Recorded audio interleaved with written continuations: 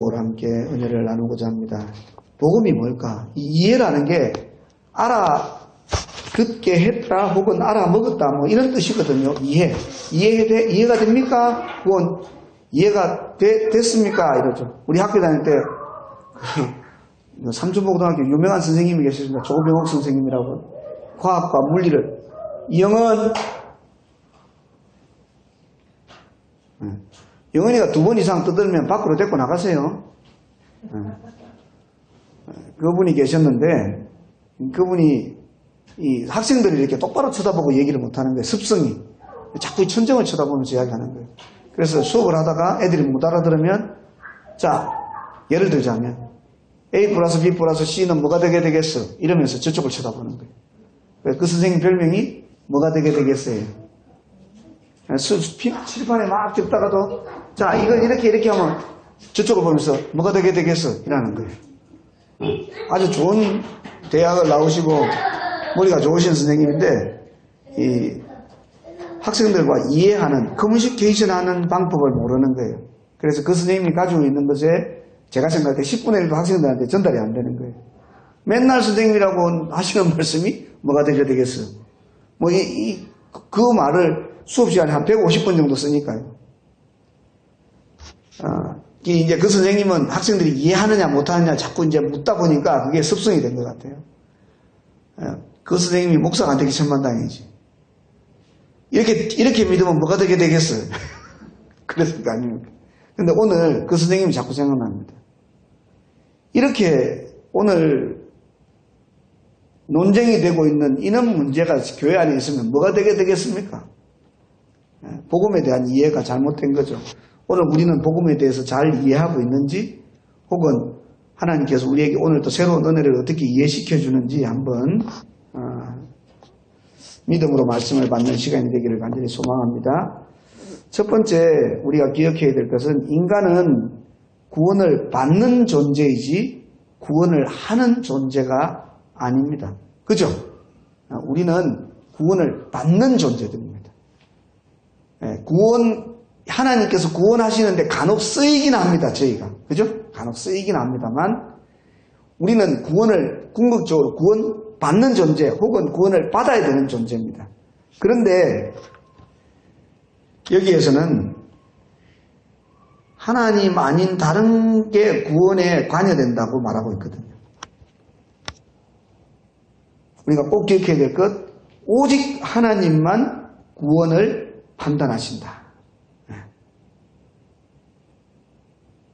우리가 허투루라도 저 사람 천국 가겠어? 이런 말 하면 안 된다. 제가 울산에 있을 때 같은 노예, 같은 시찰, 이제 여러분, 우리 진주 노예 같은 경우에는 이 지역에 있으면 거의 같은 노예, 같은 시찰이에요. 우리 통합시킨 교단이면. 근데 대도시 가면요, 바로 옆에 있어도 우리 노예, 우리 시찰 아닐 가능성이 엄청 많습니다. 일단 우리 총회 안에 67개 노예가 있는데 그 중에서 5개 노예는 지역에 상관없는 노예예요. 서울에도 그 노예가 있고 부산에도 노예가 있고 제주도에 있고 전국적으로 있는 노예가 있거든요. 5개 노예가 그런 노예가 있습니다. 제가 속했던 노예가 그런 노예인데 울산에서 있어도 같은 노예 같은 시찰이 드물어요. 그래서 그분하고 잘 지내는데 이분이 그러는 거예요. 이 목사, 나 전도를 좀 해야 되는데, 형님 전도 열심히 하시지 않습니까? 도저히 혼자서는 힘들어 안 되겠는데. 그래요? 그럼 제가 좀 도와드릴게요. 자기가 먼저 말하고 싶었는데, 제가 무슨 말 하는 줄 알고, 제가 도와드릴게요. 언제 같이 가서 형님한테 제가 도와드릴게요. 그러니까 그 양반 너무 좋아하고, 내가 그 말도 못했는데, 이 목사는 어찌 그 말을 그렇게 쉽게 하냐면서, 그 대신 참사랑 교회 전도할 일 있으면 자기 와서 도와줄 거라고. 이야기를 이제 그렇게 하는 거예요. 제가 가서 도와주고 했는데, 근데 이분이 입버릇처럼 하는 말이 있었어요. 앞전에 있던 교회에서 위임까지 받았는데 장모님들하고 사이가 안 좋아서 그 교회를 사임하고 나왔는데 자기는 이제 어떻게 할 줄 모르고 그냥 나왔는데 교인들이 놀고 있는 목사님을 찾아와서 목사님, 저희와 함께 신앙생활 하면 어떻겠습니까? 그래서 한 20명이 따라 나왔대요. 그래서 자기는 그렇게 안 하려고 했는데 교인들이 그러더래요. 목사님이 우리 안 받아줘도 우리는 그 교회 다시 돌아가지 않을 겁니다. 그러더래요. 그러니까 그 마음에 너무 마음이 아파서 그분들과 함께 개척을 해서 지금 한 5, 60명 되는 교회를 하고 있는데 이분이 다 좋아요. 전도 열심도 있고 사랑도 좋고 저보다 훨씬 더 많이 배워서 박사학위도 있고 정말 괜찮은 사람이에요. 얼굴은 저보다 못생겼습니다. 제가 늘 말하지만 얼굴은 제가 제일 잘생겼습니다. 제가 아는 목사님들 중에서. 근데 이분이 아이고 참네 별소리를 다 하고 있다 그죠? 이분이 다 좋은데 그래 다 좋은데 심심하면 그래 천국 가겠어? 그 양반들 말이야? 이러는 거예요. 그래서 내가 한날은 형님 죄송한 말이지만 형님 그 양반이 상담학을 공부를 했고 박사학위를 받았거든요. 근데 저는 신약학을 받아서 석사 과정을 했기 때문에 그 양반은 상담 쪽에 전문가인데도 불구하고 제가 그랬습니다. 정말 미안하지만 형님은 상담을 좀 받아야 되겠다고. 저한테 받으려니까 좀 다른 상담가한테 받겠습니까? 왜? 형님 그게 앞에 있을 때 장로들하고 싸워서 마음에 상처가 치유가 안 돼서 계속 그런 말을 하는 거예요. 그러니까 형님 앞으로의 목회사역을 위해서는 상담을 좀 받아보세요. 제가 그랬거든요. 상담이 참 중요합니다. 앞으로 이제 우리 교회에도 제가 서울에서 상담을 전문적으로 아직 인도네시아, 태국, 라오스, 베트남, 이 동남아시아뿐만 아니라 유럽까지 가서 선교사들을 전문적으로 선교사 과정을 치유해주는 전문 상담사가 있는데 그 양반 이름을 인터넷에 치면 그 양반 딱 나와요. 한화선 목사라는데 여자 목사인데 저보다 10살 많은데 내가 맨날 그 목사님 보고 하도 생기는 예쁘냐 하시는데 성격이 남자라서 내가 형님 어디 계십니까? 이런 식으로 전화를 하죠. 우리 집 사람 처음에 놀랐어요. 형님이라고 하는데 목소리는 여자 목소리거든. 제가 늘 형님으로 모시는 여자 목사님 계신데 또 그분도 한번 제가 모실 거예요. 그래서 우리 성도님들 중에서 상담이 필요하거나 또 신앙적으로 접근이 필요한 분들을 할 거예요. 그분을 오면 일주일 동안 있다 갈 거예요.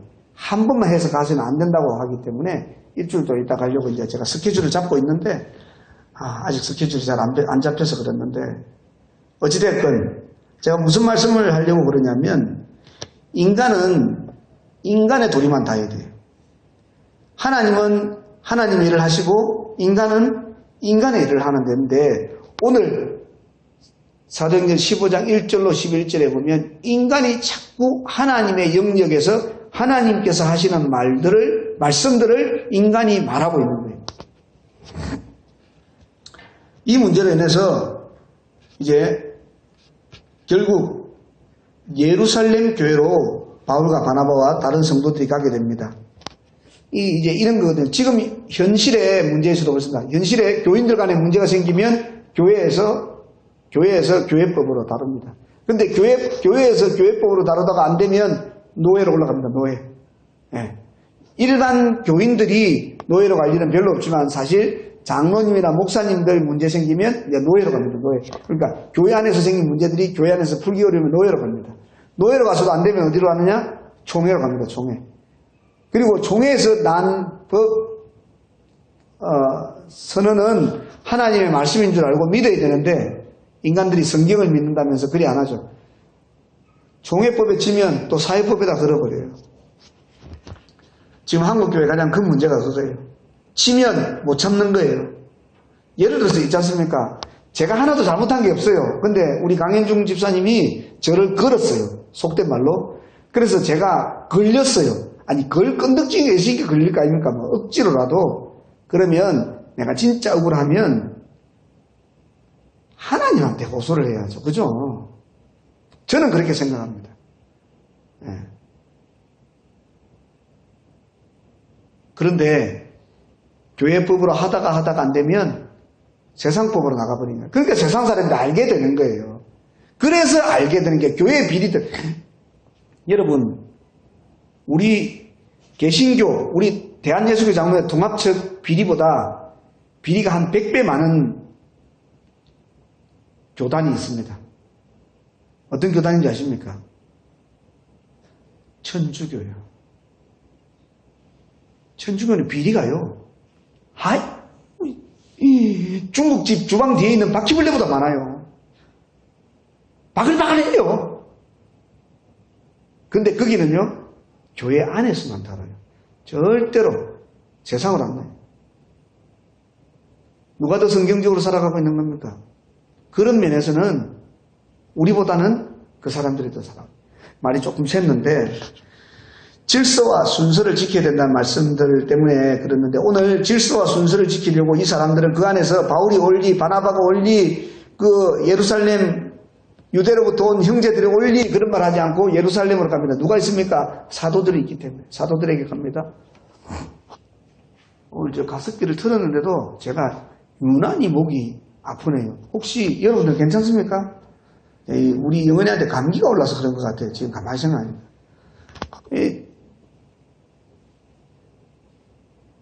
한날 자고 있는데 저놈은 감기가 걸렸는데 저놈 입이 제 입 앞에 있더라고요. 눈을 떴는데 그때 옮은 것 같아요. 아니 이제 자는데 제가 이렇게 자는데 제가 이제 막 한 바퀴 삥 돌거든요. 도는데 지 머리하고 내 머리하고 비슷하게 이렇게 딱 있더라고요. 기역자.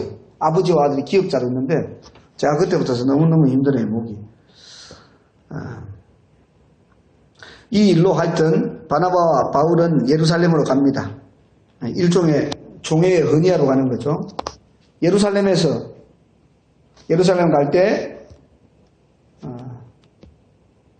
그들은 교회의 전송을 받고 베니게와 사마리아로 다니면서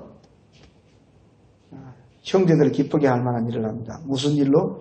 이방인들이 죽게 돌아왔다. 특별히 베니게와 사마리아는요, 유대 땅이지만은 이방인들처럼 취급받는, 즉 이방인들과 결혼을 해서 혼혈족들, 지금 우리 다문화 가정이라고 하죠, 그죠?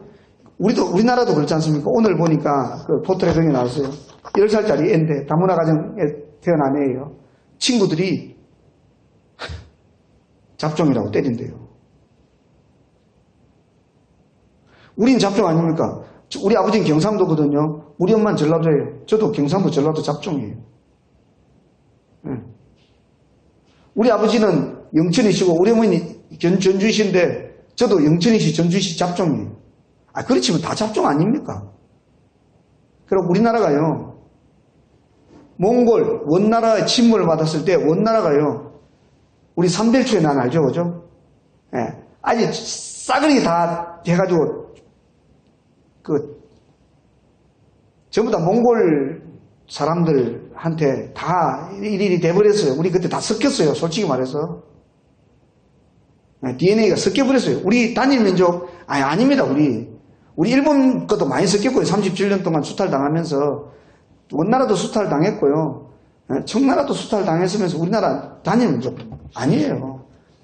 자꾸 전주이시, 우리 어머니가 전주이시라서 내가 말할 수 있는데, 전주이시가 뭐 어쩌고 하는데, 신라시대, 고려시대 때는 전주이시 이 땅에 없어요. 중국에서 들어온 성씨예요.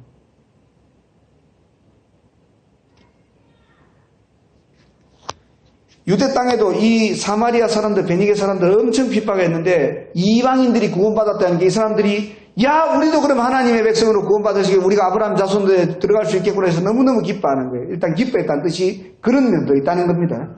예루살렘 가서도 교회와 사도들에게 장로들에게 영접을 받습니다.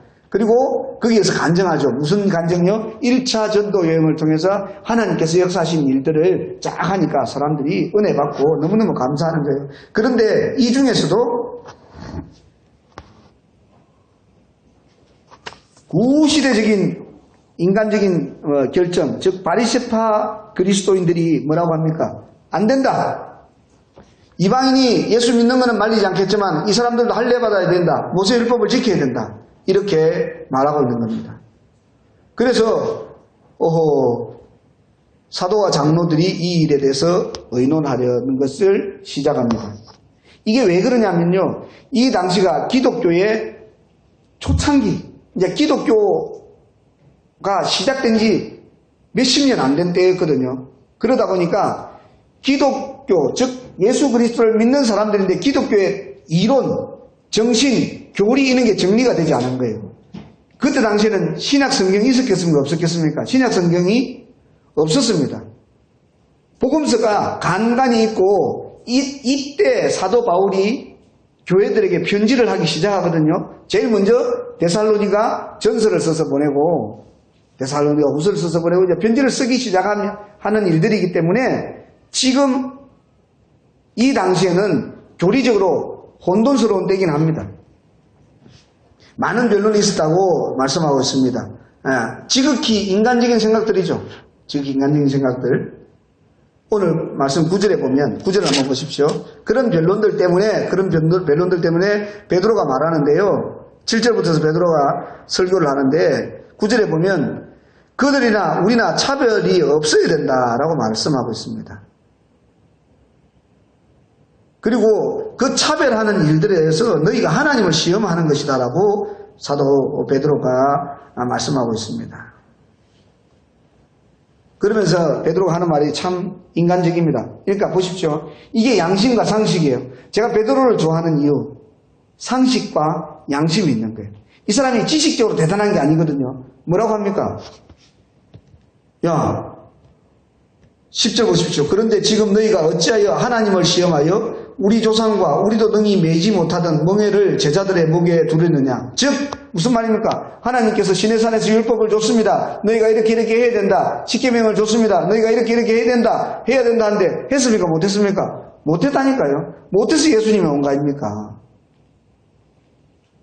그런데 예수님이 와서 완전하게 해결해놨는데 거꾸로 뭐다? 옛날에 지키던 율법을 지켜야 된다? 이건 말도 안 된다는 거죠. 베드로가 똑똑한 건요, 별로 없습니다. 상식적으로, 양심적으로 말하고 있는 것입니다.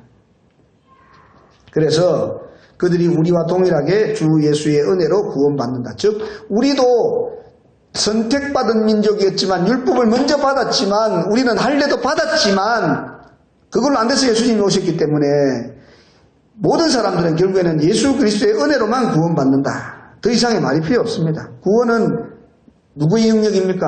구원은 하나님의 영역입니다. 제가 우리 아들에게 10,000원 주고 싶고 20,000원 주고 싶고 뭐 이런 거는 내 지갑의 영역이죠. 뭐 그 문제인데 구원은 하나님의 영역입니다. 인간은 인간의 영역만 잘 지키면 됩니다.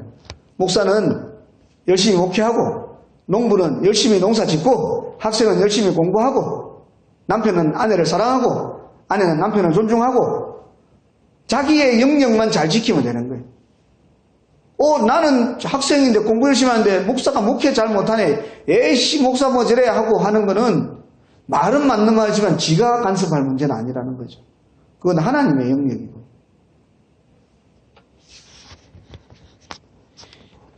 자, 예수님께서는 그렇다면 인간의 어떤 것을 기준해서 구원하신가? 그것도 기준이 있거든. 예수님도요. 어떤 걸 기준합니까? 우리가 믿는 마음, 즉 사무엘상 16장 7절에 있는 외모가 아닌 중심을 보시는 하나님의 그 은혜로 구원받는 거죠. 오늘 우리가 첫 번째 아까 살펴봤던 것이 뭐냐면 거짓 복음이죠. 거짓 복음. 거짓 복음. 구원을 전제로 해서 할례를 받아야 돼 구원을 받는다. 혹은 구원받은 백성이라면 할례를 받아야 된다. 이 할례가 반드시 들어가야 되는 필수 조건이 되는 거예요. 이 말을 조금 뒤집어서 보면요. 구원받는데 예수님만으로는 부족하다는 말씀이 되는 거예요. 예수님이 십자가에 죽으셨는데 우리를 구원해 죽으셨는데 할례를 받아야 된다. 예수님께서 십자가에 죽으신 그거는 부족하다는 거예요. 이 엄청난 도전이죠. 하나님으로 구원을 받을 수가 없다. 그런 말이 되는 거죠. 하나님만 갖고는 구원이 안 된다. 그 말이에요. 이 말은 지금. 예수님 하나님이시지 않습니까? 하나님만으로 구원이 안 된다. 이건 엄청난 말이에요. 이 말을 자꾸 바꾸면요. 이 말을 창세기 1장 1절에 갖다 보시면 태초에 하나님이 천지를 창조하시냐 했는데 태초에 하나님이 천지를 창조하시는데 하나님 혼자는 부족해. 하나님도 굳이 말하자면 억지로 부르자면 하나님도 할례를 받아야 천지를 창조할 수 있어. 뭐든지 하나님만으로 부족하다는 말이 될 수 있는 거예요. 더 이상 무엇이 필요할까요? 유대인들은 그들이 가지고 있던 자부심과 전통이 있습니다. 뭡니까? 율법과 성전이에요. 율법과 성전. 말씀과 자기들이 그토록 자랑하는 성전이 있죠. 예수님께서 그거 되게 싫어하셨죠. 사흘 만에 확 부서불라마. 성전에 대해서 이야기하니까 너희 이 성전을 허물라. 내가 사흘 만에 다시 짓겠다. 그런데 예수님께서 이런 말씀도 하셨어요. 나중에 돌 위에 돌 하나도 남지 않고 부서질 수가 있다고 경고하시는 거예요. 그들의 자랑인 성전에 대해서 하니까 성전 모독죄. 바리새인보다는 누가? 서기관들과 대제사장들이 빨끈하죠. 율법에 대해서 하니까 또 서기관들과 바리새인들이 빨끈하죠. 이들은 율법과 성전을 자기들의 기준으로, 자기들의 자랑으로 삼았습니다. 그런데 바울과 바나바는 그들의 배경이 뭡니까? 부활의 주님과 그분의 계시, 그분의 말씀, 예수 그리스도의 말씀을 배경으로 했기 때문에 그들과 절대로 타협하지 않는 것입니다. 오늘 15장 1절에 보면 이런 말씀을 하시죠. 어떤 사람들이 유대로부터 내려와서 형제들을 가르치되 이렇게 되어 있거든요. 이 사람들은요, 하나님을 모르는 사람들이 하나님에 대해서 전하고 있는 겁니다. 그죠? 하나님을 모르는 사람들이에요. 그 말의 시초에 대해서 베드로는 10절에 그 사람들에 대해서, 바리새파 사람들에서 질문을 하는 겁니다. 왜 그러냐, 왜? 그리고 11절에 결론을 하는 거죠. 우리는 그들이 우리와 동일하게 주 예수의 은혜로 구원받는 줄을 믿노라. 이 말은, 야, 떠들지 마. 하나님께서 구원하시면 다 구원받는 거야. 라고 베드로가 담대하게 말하고 있는 거죠. 오늘 우리가 여기서 두 가지는 꼭 살펴볼 수 있는데요. 첫째는 교리적 분별이 어려울 때에 관한 문제입니다. 그들은 이게 또 곤란한 게요. 이게 신천지가 처음에 전도할 때 신천지가 전도했단 말 자체가 웃긴데 신천지가 퍼져나갈 때 뭐라 했습니까? 이 사람들도 예수를 믿는다고 말하거든요. 그 사람들도 하나님을 말하거든요. 그 사람들도 성경을 자꾸 말하거든요. 그러니까 성도들이 현혹되는 거예요. 지금 유대로부터 형제들도요. 십자가를 그리스도를 부정하지도 않아요. 예수님 믿는데요. 그들도. 그리고 십자가도 부정하지 않고 부활도 인정합니다. 그런데 한 가지 부족한 게 있다. 이걸 더해야 된다. 자꾸 말하거든요. 요한계시록에 보면 이 말씀보다 더 보태면 너한테 뭐가 보태진다? 저주가 보태진다. 이 말씀을 빼면 뭘 빼버린다? 생명책에서 네 이름을 빼버린다. 말씀에는 더도 말고 덜도 말고 딱 그대로 해야 된다는 거거든요. 자꾸 이들은 자꾸 갖다 붙이는 거예요. 갖다 붙이는 자들에게는 요한계시록에 뭐라고요? 저주를 갖다 단 저주. 갖다 붙이는 자들, 즉 신천지처럼 말씀 말고 다른 걸 자꾸 갖다 붙인 자들은 그들의 영생에 자꾸 저주가 들어붙는 거예요.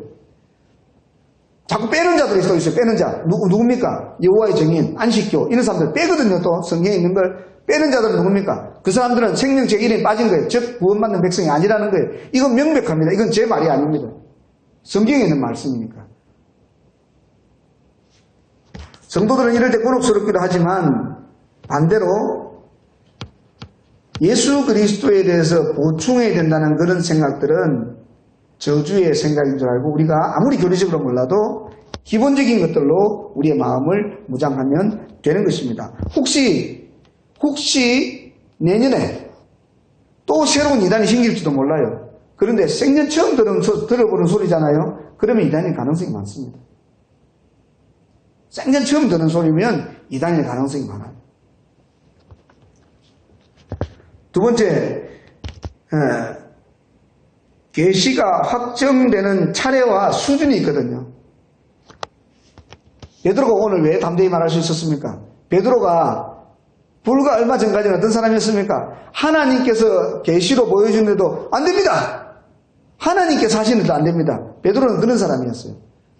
가이사랴 빌립보에서 주는 그리스도시요 살아계신 하나님의 아들이십니다 라고 말했는데 예수님께서 그러는데 내가 십자가에 달려 죽어야 되겠던 게 안 됩니다. 그리 하지 마십시오. 사탄아 내 뒤로 물러나라. 예수님께서 그러시지 않습니다. 베드로 성품에 딱 맞는 게 하나님께서 베드로 성품을 아시고 누가 어떤 소리를 해도 자기가 맞다고 생각하면 나서서 말할 수 있는 성품이었기 때문에 하나님께서 베드로를 고넬료 집에 보내서 변화시키시죠. 그래서 이방인이 구원받는 것, 이방인에게 성령의 은혜가 베풀어지는 것, 이방인에게 성령의 능력이 나타나는 것, 이방인에게 방언과 예언의 은사가 나타나는 것을 봤기 때문에 그가 담대히 말할 수가 있었던 것입니다. 성령은 이방인이건 유대인이건 차별하지 않습니다.